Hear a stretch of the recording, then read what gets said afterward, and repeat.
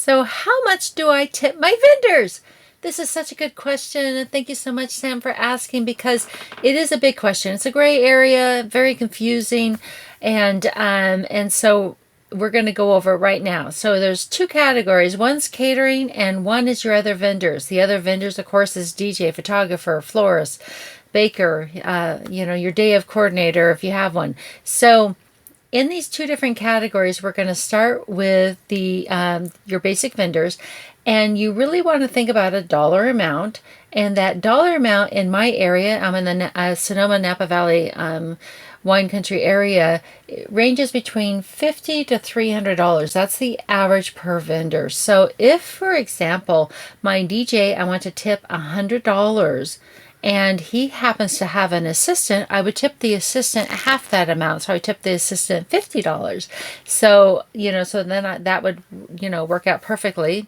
Same with your photographer. If you have a photographer and you want to tip them $200, then you would tip the assistant $100.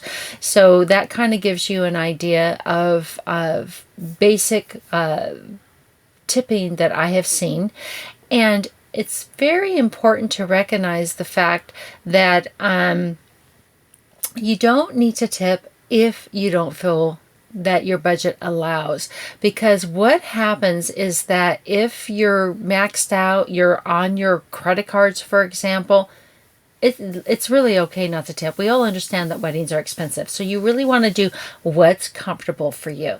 Okay. On the category of catering, you've got your wait staff, kitchen staff. These are kind of in the same category. Bartenders, and then the banquet manager who's running the whole show.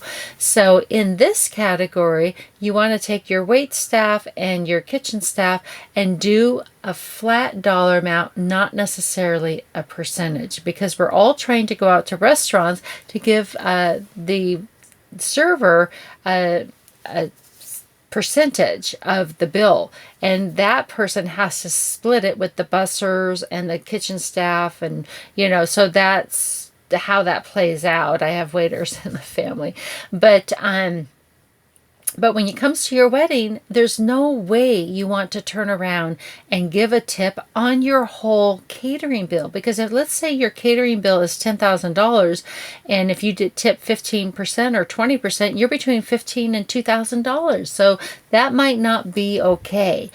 What I recommend is to tip an actual dollar amount. And just to let you know, I had this at a wedding where the catering staff had a balance due. And so she went up to the bride, who's happily dancing. It's at the end of the evening, and had her sign, that to pay the credit card on file.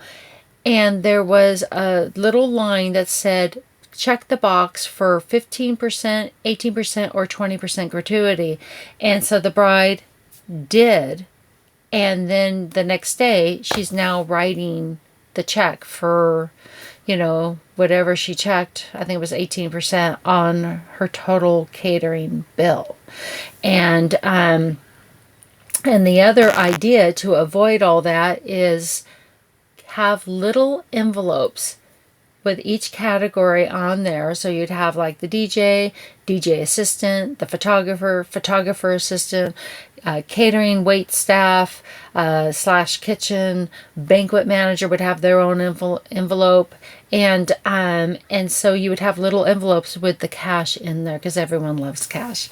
And then your day of coordinator, or Aunt Mary, if she's your coordinator for the day, would hand them out at the end of the evening. You could even have your best man hand them out if you so desire.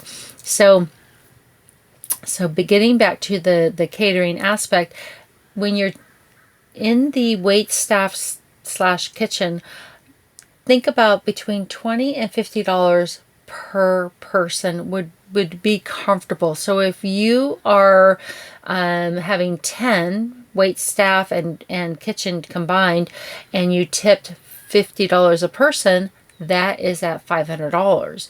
So just to kind of give you an idea of what would be acceptable, $20 $40. I have seen all these numbers. So $25. So yeah, so it is what works for you and your budget and what you feel comfortable with.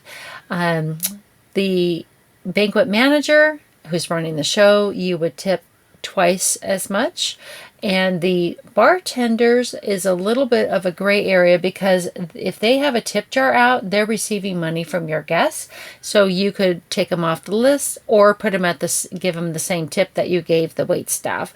If you don't have a tip jar on the bar, which I totally recommend, because I don't like to see a tip jar at a wedding.